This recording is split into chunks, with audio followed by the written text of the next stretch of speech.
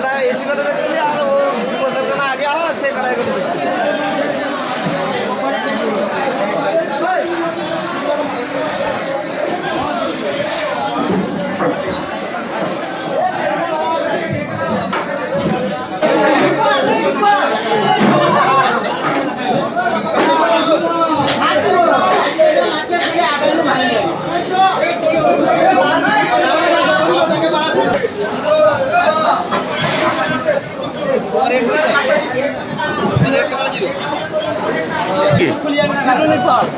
কোথায়?